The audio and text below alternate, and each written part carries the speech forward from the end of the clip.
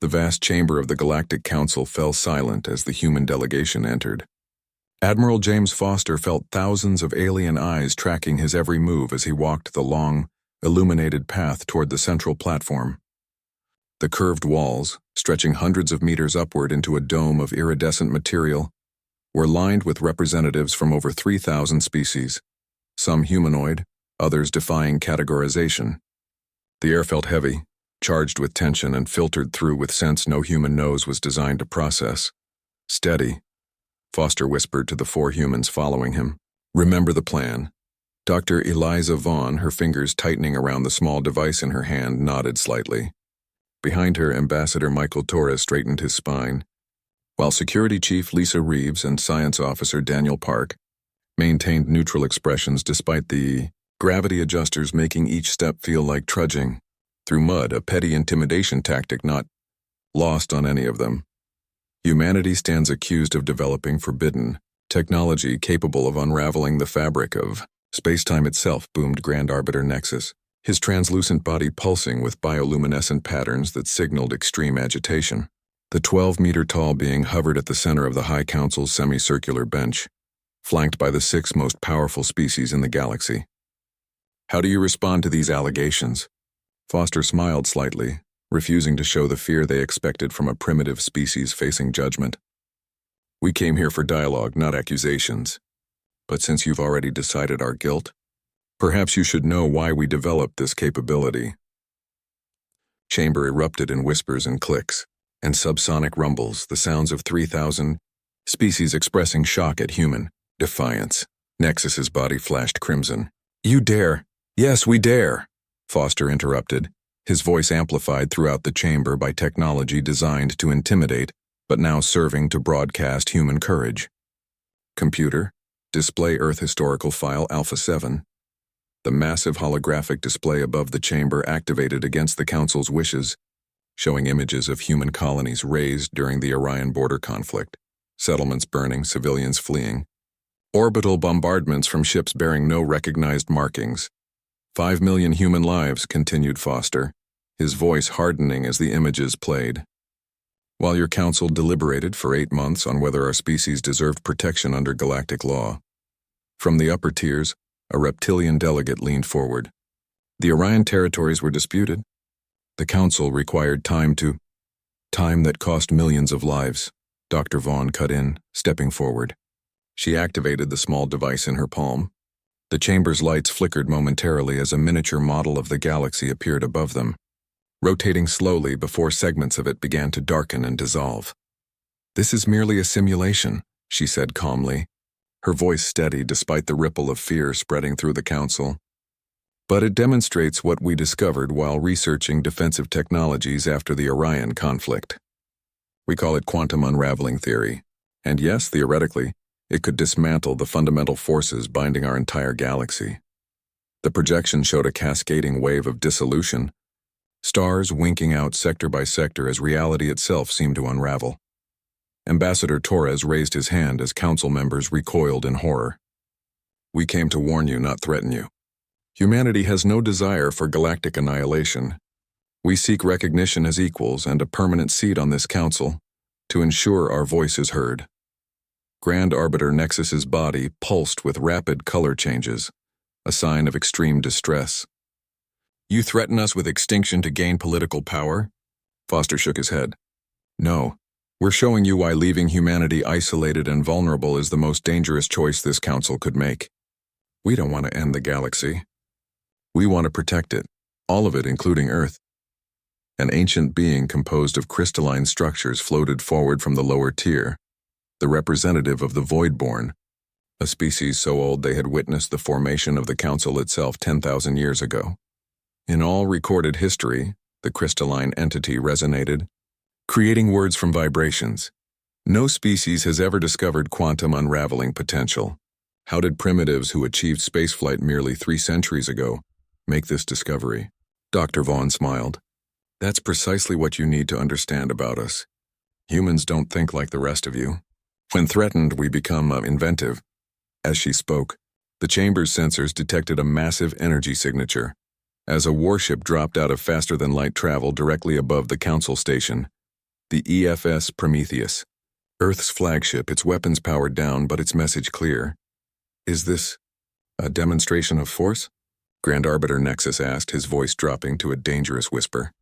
No, replied Foster. It's a demonstration of why we deserve to be heard. You have 24 hours to deliberate on our petition for council membership. After that, we leave, taking our discovery with us, unregulated and unchecked by galactic law. Security Chief Reeves stepped forward, her hand moving to the communication device on her wrist. The Prometheus reports multiple weapons locks from Council defense platforms. Should I order defensive measures, Admiral? Foster kept his eyes locked with the Grand Arbiters.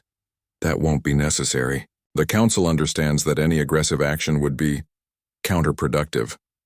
He turned to face the assembled delegates. 300 years ago, humanity dreamed of finding other intelligent life among the stars. We imagined a brotherhood of species working together. Instead, we found politics, prejudice, and predation. We watched our colonies burn while you debated whether we deserved to exist. Science Officer Park activated his own device, projecting data across the chamber. These are the coordinates of 12 small satellites we've positioned throughout Council space.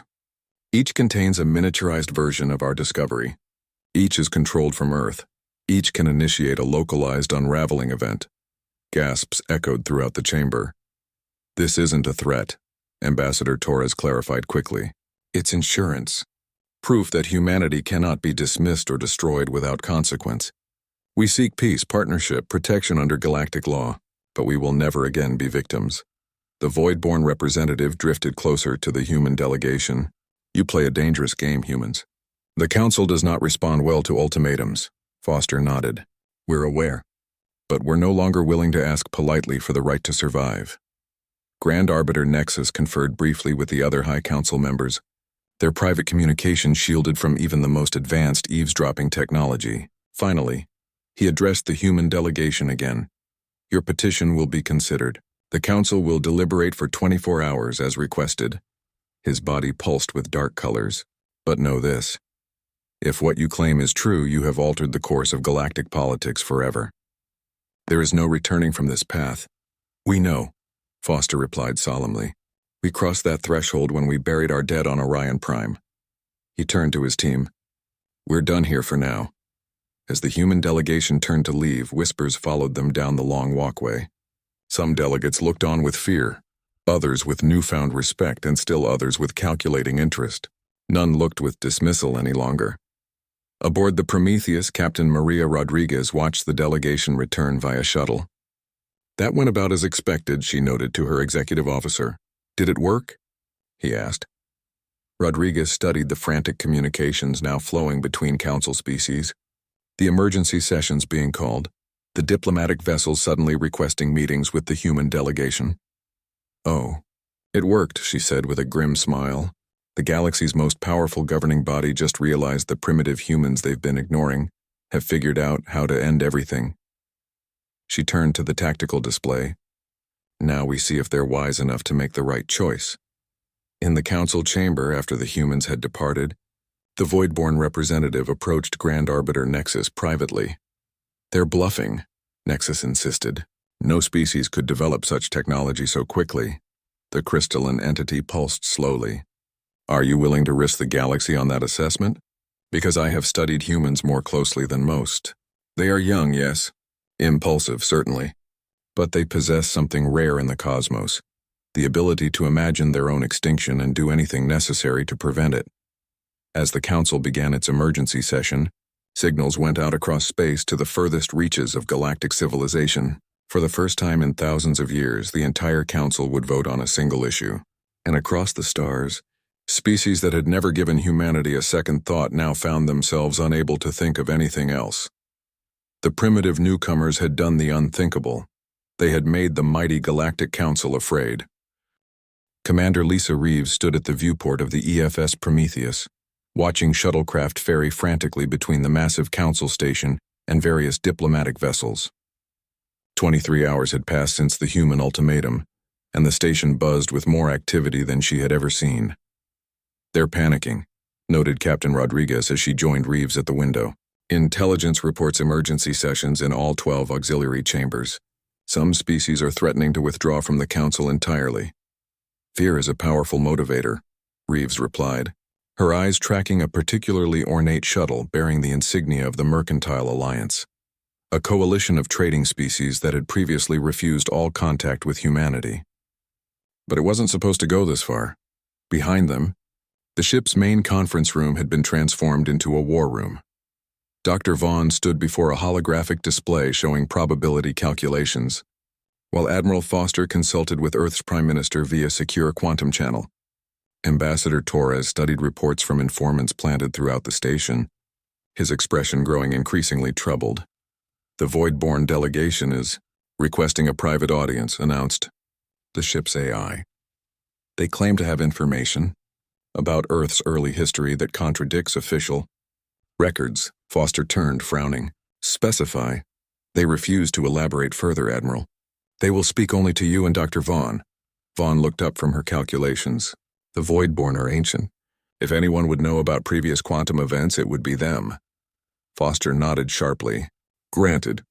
Bring them aboard, standard security protocols. An hour later, the crystalline Void-born representative hovered in the conference room, its faceted surface catching the light and refracting it into patterns across the walls. You are not what you appear to be, it began, its voice resonating directly in their minds rather than through air vibrations. We have observed Earth for millennia. Your species' cognitive evolution is unprecedented. Reeves tensed, her hand instinctively moving toward her sidearm.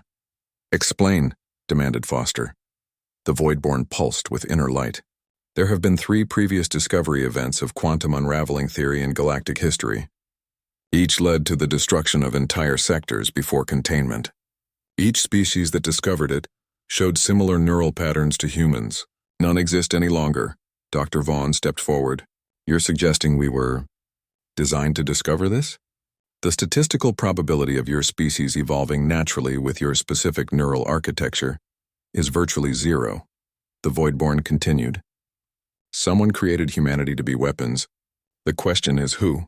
The revelation sent shockwaves through the room. Foster turned to Reeves. Contact Earth.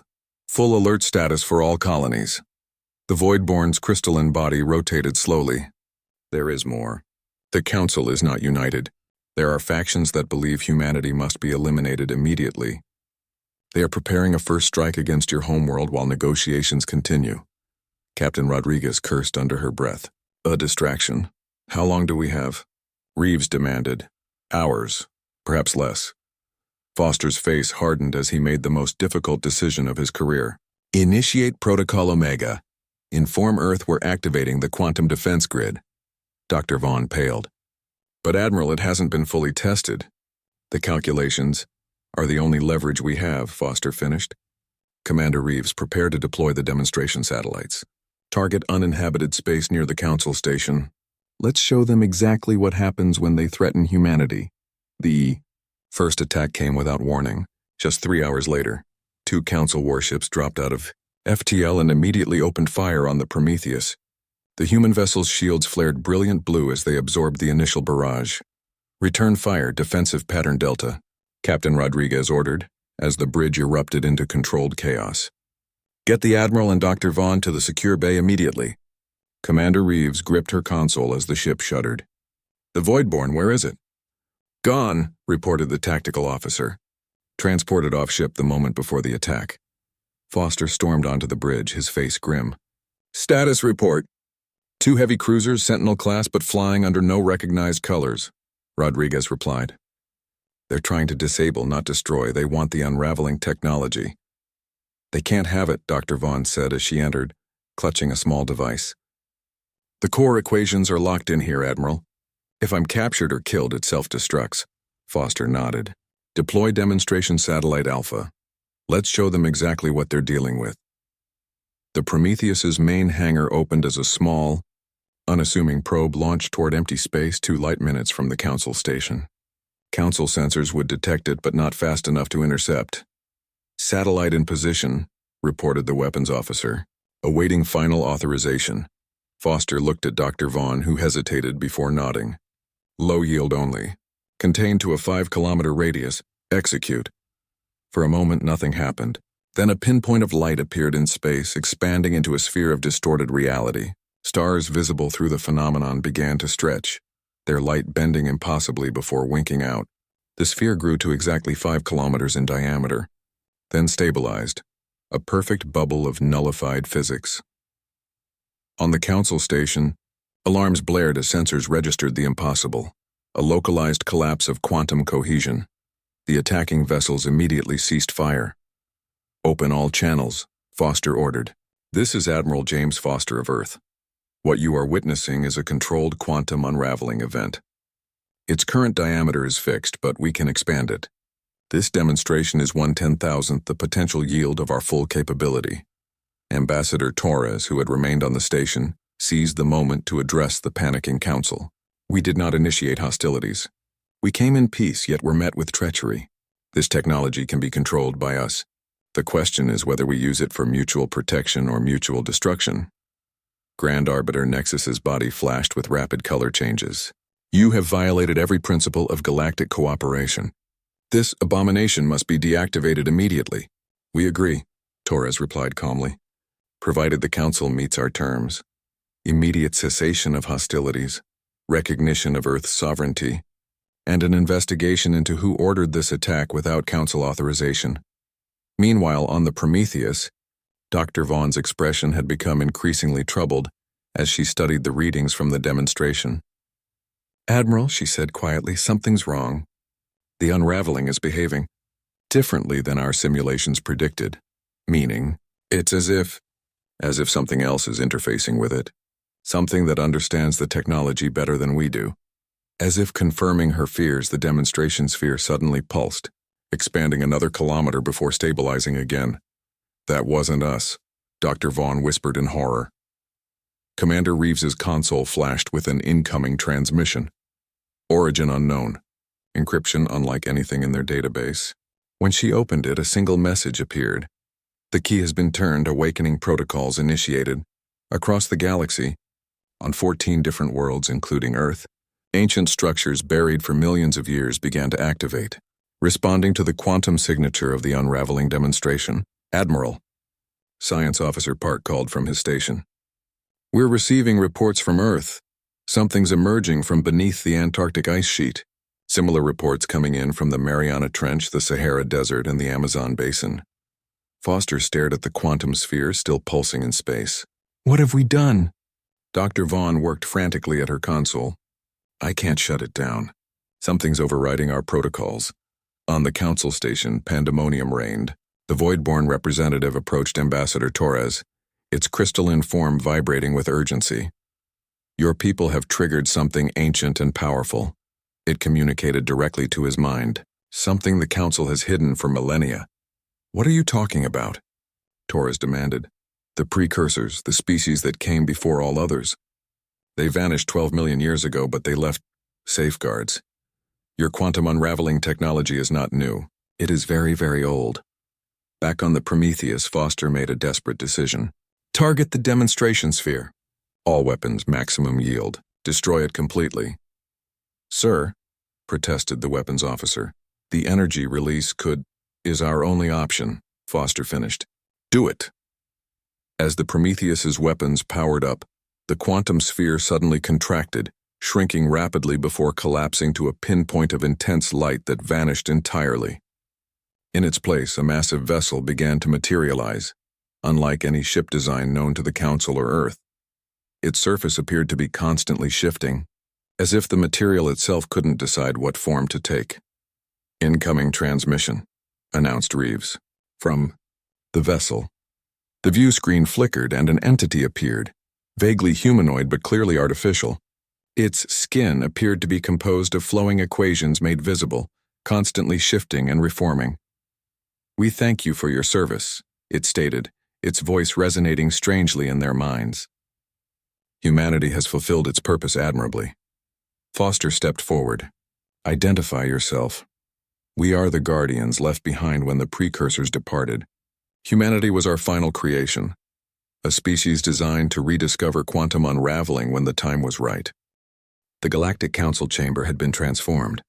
Where once representatives sat in tiered rows, now stood a massive holographic projection of the entire galaxy. Red zones marked the advancing enemy incursions, nearly an eighth of the outer rim already consumed by nothingness. Dr. Eliza Vaughn stood before the projection, her face illuminated by the light of dying stars. Beside her, Commander Lisa Reeves and 12 other humans identified as neural-compatible pilots formed a semicircle. Behind them, the High Council members watched with a mixture of hope and trepidation. The defense network requires simultaneous activation from all 14 nexus points, explained Dr. Vaughn, her voice steady despite the weight of responsibility. Each human pilot will control a sector of the galactic shield using the quantum unraveling technology. Grand Arbiter Nexus, who had been so antagonistic just days ago, now looked upon the humans with something approaching respect. And if this fails, then nothing in this galaxy will survive, replied the Guardian, whose vessel now orbited alongside the Council station. The Void Eaters exist to consume ordered reality itself. They are not conquerors. They are erasers of existence. Admiral Foster activated the tactical display, showing the 14 Earth nexus points connected to counterparts across the galaxy. Our pilots will enter the interface chamber simultaneously. Each will experience a direct neural connection to the quantum field. What are the survival odds for these pilots? Asked the Void-born representative, who had revealed itself to be working with a council faction that had suspected the Void Eaters' return for centuries. Dr. Vaughn stepped forward. Unknown. This technology was designed for human minds, but it's still alien and immensely powerful. The neural load will be substantial. Yet all 14 have volunteered, Ambassador Torres noted with pride. Commander Reeves stood tall among the chosen pilots. We didn't ask to be created as weapons or tools, but we won't abandon this galaxy to oblivion. The council chamber fell silent as the implications sank in. Humanity, the species they had dismissed, feared, and nearly destroyed, was now their only hope. How much time do we have? Asked the representative of the Mercantile Alliance, a collection of trading species whose outer colonies were directly in the path of the advancing consumption. The Guardian's form shifted. Days, perhaps. The Void Eaters move methodically, consuming completely before advancing, but they will accelerate once they detect the defense network activating. Dr. Vaughn pointed to specific points on the galactic map. We need to transport our pilots to these coordinates immediately. Each nexus point must be activated simultaneously to form a cohesive field. Within hours, the greatest fleet in galactic history assembled. Vessels from every major council species escorting 14 small ships, each carrying a human pilot to their designated nexus point. The EFS Prometheus remained at the council station, serving as central command. Dr. Vaughn, chosen to operate the Antarctic Nexus on Earth, worked frantically with Science Officer Park to finalize the neural interface protocols. The math is sound, Park insisted, reviewing the equations. But the neural load? I know, Vaughn replied quietly, but we don't have a choice. On the bridge of the Prometheus, Admiral Foster received a disturbing report. Sir, we've lost contact with the Arcturus outpost. The quantum disruption is accelerating. It's as if the Void Eaters know what we're planning. Captain Rodriguez studied the tactical display. At this rate, they'll reach the Orion Spur in 36 hours. Earth in less than 4 days. Foster's jaw tightened. Then we move now. Signal all pilots. Prepare for neural interface. Across the galaxy, 14 humans prepared to link their minds to ancient technology. On Earth, Dr. Vaughn entered the Antarctic Nexus chamber, a crystalline structure humming with potential energy. Similar scenes played out at 13 other locations across the galaxy. Neural interface in 3 minutes, announced the technician monitoring her vital signs. Once initiated, the process cannot be interrupted without risking catastrophic failure. Vaughn nodded, her eyes meeting Foster's through the video link. Admiral, if this works as intended, the quantum field will create a barrier around the galaxy, essentially rewriting the fundamental rules of our reality to make it incompatible with Void Eater existence. And if it doesn't work as intended? Foster asked the question they'd all avoided. Vaughn took a deep breath. Then the unraveling could tear the galaxy apart from within, doing the Eaters' work for them. Foster nodded grimly. Either way, the fate of every living being rests with 14 pilots. With humanity. Ironic, isn't it? Vaughn said with a small smile. The Council feared we'd end the galaxy, and now we're its only hope. Interface sequence initiating, announced the global coordinator. All pilots, prepare for neural connection. Across the galaxy, 14 humans closed their eyes as alien technology melded with their consciousness. The sensation was beyond description, each pilot suddenly aware of an entire sector of the galaxy, feeling every star, every planet, every quantum interaction as if it were part of their own body. Commander Reeves gasped as her awareness expanded exponentially. She could feel the other pilots, their minds linking through the precursor network. More disturbingly, she could sense the Void Eaters, vast absences in reality, moving with terrible purpose toward the galaxy's core worlds. They know, she transmitted to the others through the mental link. They sensed the network activating. They're accelerating their advance. On the council station, alarms blared as sensors detected massive reality distortions approaching from multiple vectors. The Void Eaters had abandoned subtlety, launching a full-scale assault before the defense network could fully activate. Pilots report neural fusion at 60%, reported the Earth coordinator to Foster. They need 3 more minutes to establish a stable field. They don't have 3 minutes, Foster replied as the tactical display showed Void Eaters converging on Earth itself, somehow aware that this world was the keystone of the entire defense system. The Guardian's form flickered with agitation. The Eaters recognized the precursor technology. Earth must be defended at all costs. Foster made the call. All fleets converge on Earth. Every ship, every weapon. Buy those pilots the time they need. What followed was the largest space battle in galactic history. Council ships fought alongside human vessels against an enemy that didn't so much attack as erase. Wherever the Void Eaters touched, matter simply ceased to exist, leaving perfect spheres of nothingness. Within the Nexus chamber, Dr. Vaughn fought through excruciating pain as her mind expanded to encompass billions of cubic light years. Through the neural link, she felt 2 of the other pilots falter and die as the strain overwhelmed them. The network compensated, redistributing their sectors among the survivors, increasing the burden exponentially. We're losing cohesion. Reeves's voice echoed in her mind. The pattern is collapsing. Vaughn focused her consciousness, drawing on her understanding of quantum physics. Don't fight the expansion, she guided the others. The precursors designed us for this. Our minds naturally create the patterns needed. Let your thoughts flow through the equations. Outside, Foster watched in horror as the first Void Eaters broke through the defensive line, heading directly for Earth. The Prometheus moved to intercept, firing every weapon, but the massive ship simply vanished as a sphere of nothingness expanded through its location. In her Nexus chamber, Vaughn felt the deaths of thousands as ships and stations were consumed. The pain nearly broke her concentration, but then she sensed something new, a pattern emerging from the collective consciousness of the remaining pilots. Not just defense, but counterattack. They exist by negating our reality, she realized aloud. But we can negate their negation. With a supreme effort, Vaughn redirected the quantum field, changing from a galactic shield to a precise weapon. The other pilots followed her lead, their combined consciousness forming a new equation, one that targeted the fundamental nature of the Void Eaters themselves. The effect was immediate and spectacular.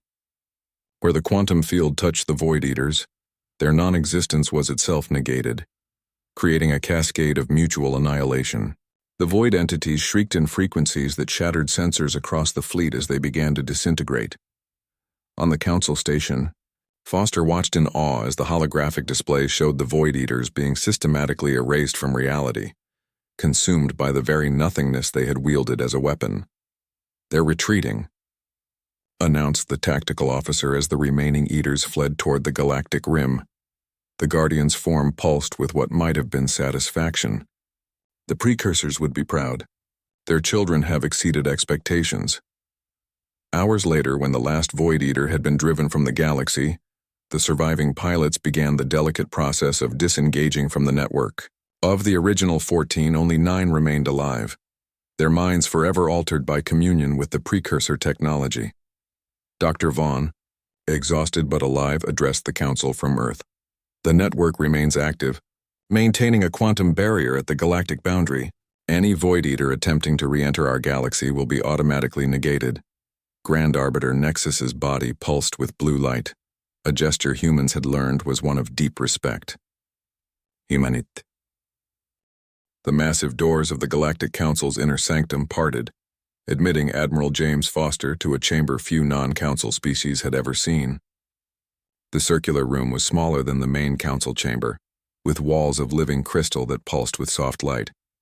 5 years had passed since humanity had saved the galaxy from the Void Eaters, and Foster had aged visibly under the weight of his responsibilities. Admiral Foster, Grand Arbiter Nexus greeted, his translucent form gliding forward. The Council appreciates your prompt response to our summons. I serve at the pleasure of the Galactic Defense Accord, Foster replied formally, though his eyes scanned the room with practiced suspicion. Only the highest-ranking council members were present, a clear sign this was no routine meeting. The Void-born representative floated forward. We have detected disturbances at the quantum barrier. Foster tensed immediately. The Void Eaters are returning? Not exactly, the crystalline being resonated. The barrier remains intact, but there are fluctuations, patterns that suggest deliberate testing. Grand Arbiter Nexus's form darkened. Something is probing for weaknesses, Admiral. Something that understands the barrier's nature.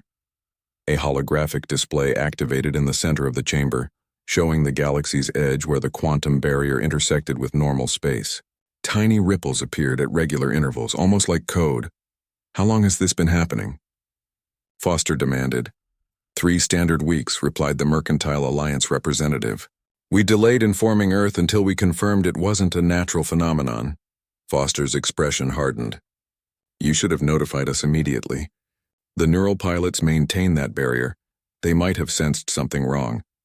That is precisely why we summoned you, the Grand Arbiter explained. We need the pilots to investigate these anomalies. They're not tools to be deployed at your convenience, Foster replied sharply. Each pilot suffered permanent neural alterations after the interface. Dr. Vaughn still can't sleep without medication to block the dreams. The chamber fell silent. For a moment before the Voidborn spoke again. There is more, Admiral. The Guardian vessel that appeared during the crisis has returned. It is requesting direct communication with the human neural pilots, only them. No council representatives, Foster frowned. Why now, after 5 years of silence? Unknown, Nexus admitted. But its arrival coincides with the barrier disturbances. Foster studied the holographic display, watching the rhythmic pulses at the galaxy's edge.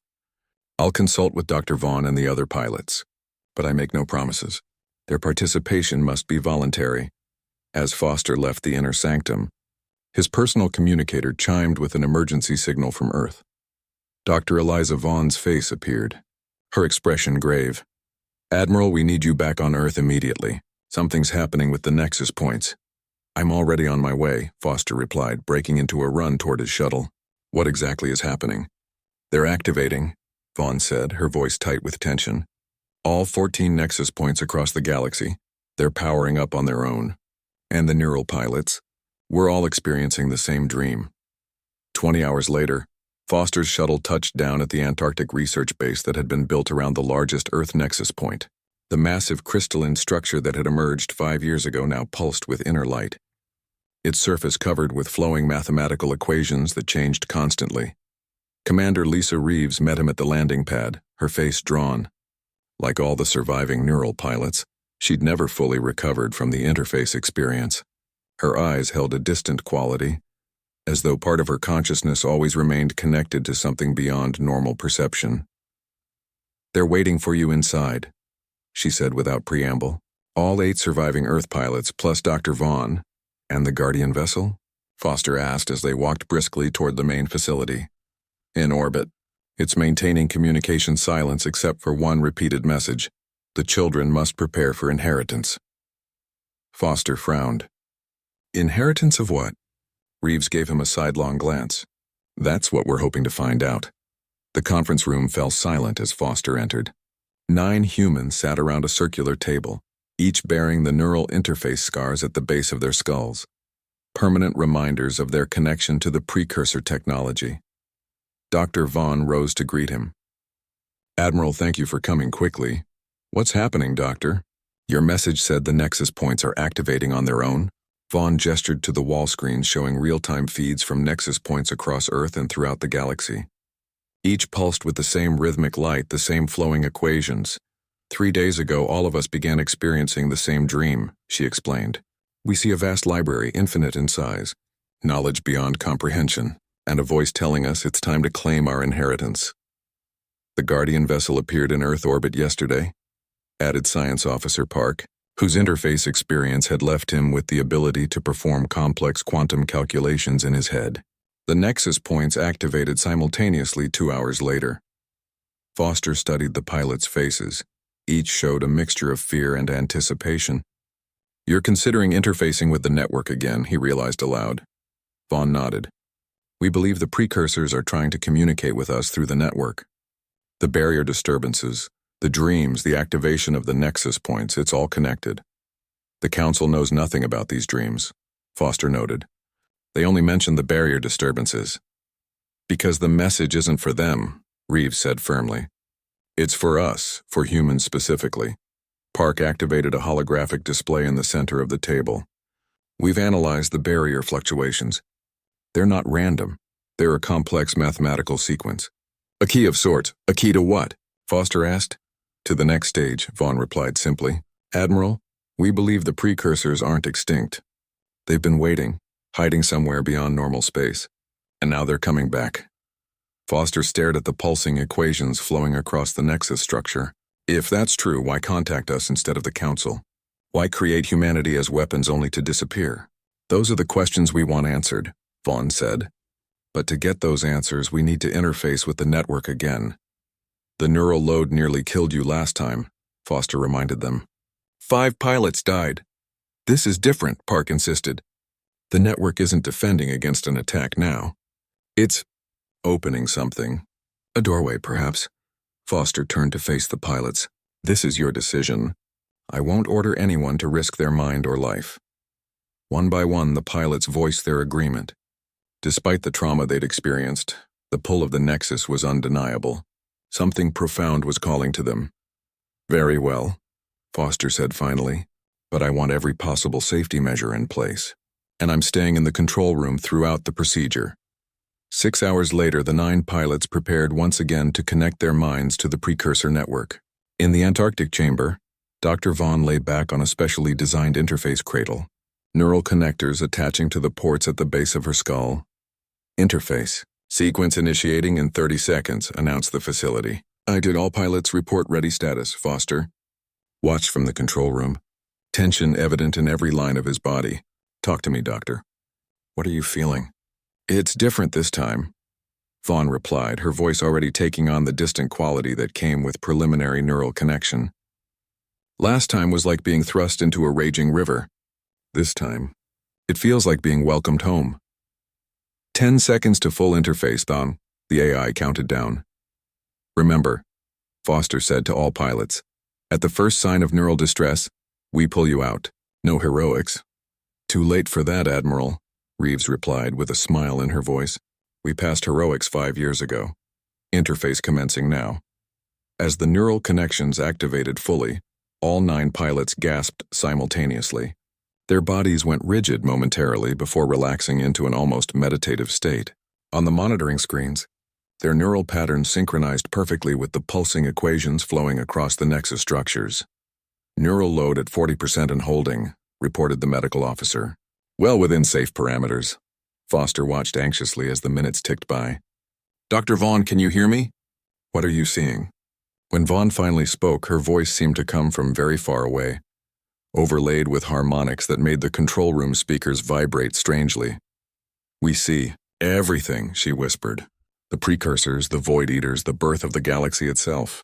It's all here, recorded, preserved. The inheritance," Foster realized. "It's knowledge." "More than knowledge," Park's voice joined in, similarly distorted. "Understanding. Purpose. The precursors didn't just leave. They evolved, transcended physical form. Through the neural link, the pilots experienced a history spanning billions of years. They witnessed the precursors rise as the first intelligent species in the galaxy, their struggles against the void eaters that the Galactic Council's Grand Chamber had never held so many dignitaries. Representatives from all 3,000 member species crowded the vast space, their attention fixed on the central platform where 9 humans stood. Behind them loomed a shimmering presence, the consolidated consciousness of the precursors. manifesting as a swirling cloud of golden energy that periodically took shape, suggesting intelligence beyond comprehension.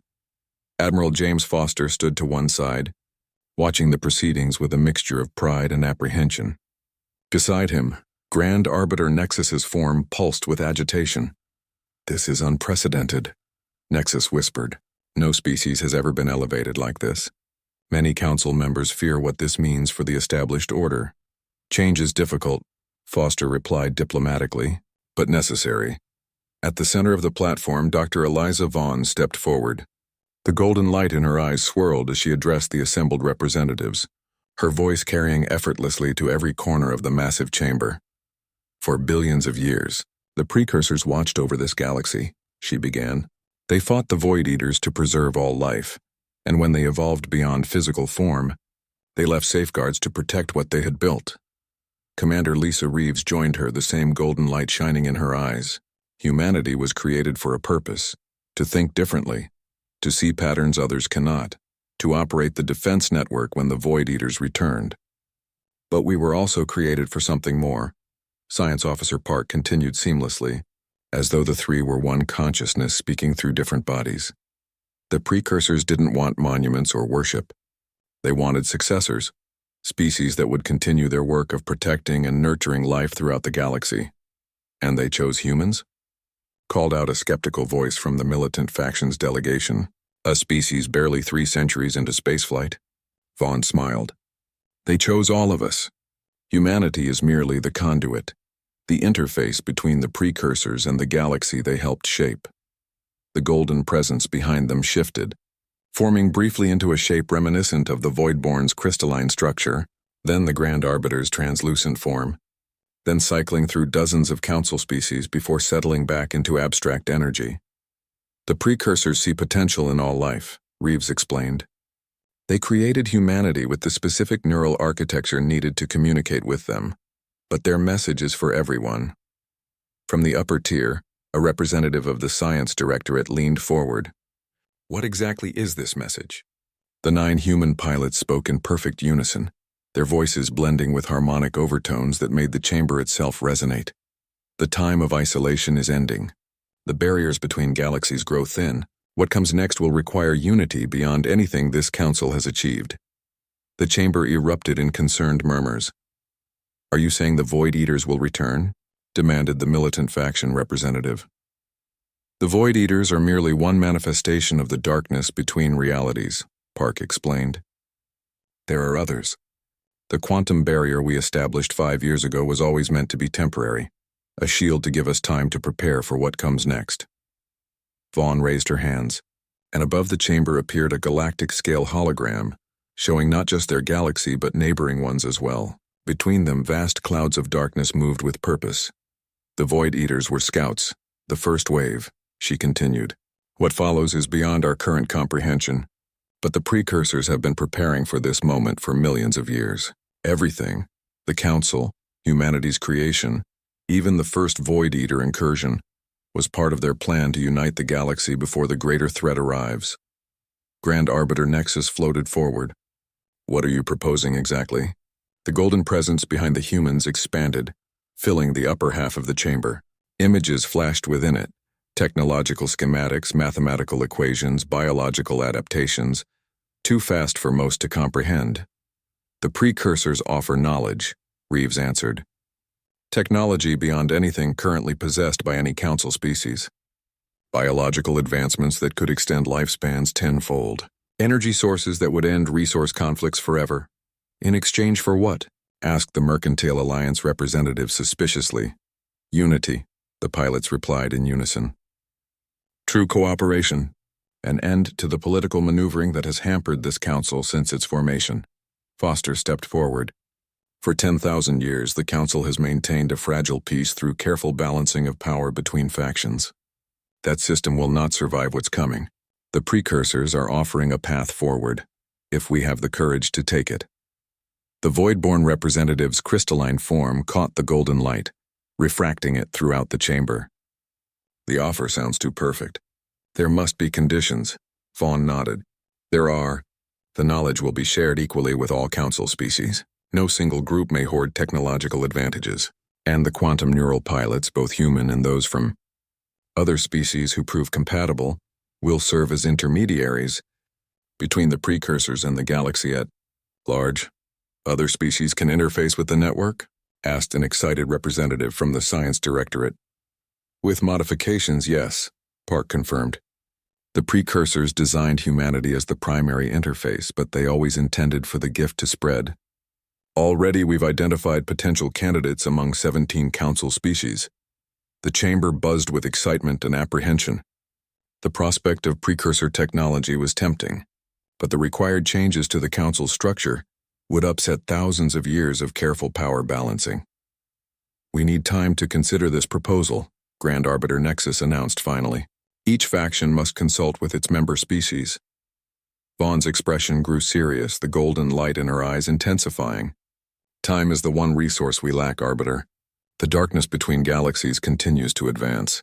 The precursors estimate we have 5 years, perhaps less, before the next incursion begins. 5 years? The militant faction representative scoffed. To restructure the entire council and implement technologies we don't yet understand. Impossible. The golden presence behind the humans pulsed once, and every piece of technology in the chamber, from personal communicators to the environmental systems, briefly activated with the same golden energy before returning to normal. The precursors can expedite the process, Reeves explained calmly, but only if we agree to move forward united. Foster surveyed the chamber, reading the mix of emotions on thousands of alien faces. Fear, hope, suspicion, excitement, all the expected. Reactions to a fundamental shift in the galactic order. Perhaps a demonstration would help, he suggested to Vaughn quietly. She nodded and turned to address the council once more. We understand your hesitation. Change is difficult, especially when it affects systems established thousands of years ago. The precursors offer a demonstration of their intentions. The golden presence expanded again, tendrils of energy extending outward to touch the holographic display of the galaxy. Where they connected, specific systems lit up, dozens of them scattered throughout council space. These star systems have suffered ecological collapse, resource depletion, or territorial conflicts, Park explained. With your permission, the precursors will begin restoration efforts immediately, as a show of good faith. Grand Arbiter Nexus conferred briefly with the other High Council members before responding. Permission granted, but with council observers present. Vaughn smiled. Of course. Over the next 3 weeks, the galaxy witnessed a transformation unprecedented in recorded history. On barren worlds stripped by mining, lush ecosystems sprang up overnight. Around dying stars, precursor technology established energy harvesting systems that would extend their lifespans by billions of years. In contested systems, resources multiplied beyond the needs of all claiming factions. The council reconvened, this time with a different atmosphere. Hope had replaced suspicion, possibility had overshadowed fear. The High Council has deliberated, Grand Arbiter Nexus announced. We accept the precursors' offer of knowledge and guidance, with humanity serving as the primary interface species. The chamber erupted in applause, a rare show of unity among the usually fractious representatives. However, Nexus continued when the chamber quieted. We propose a modification to the implementation. Rather than dissolving the council structure entirely, we suggest evolving it into a more unified form, preserving the wisdom accumulated over millennia while embracing the new path forward. The human pilots exchanged glances, the golden light in their eyes pulsing in patterns suggesting silent communication with the precursor presence.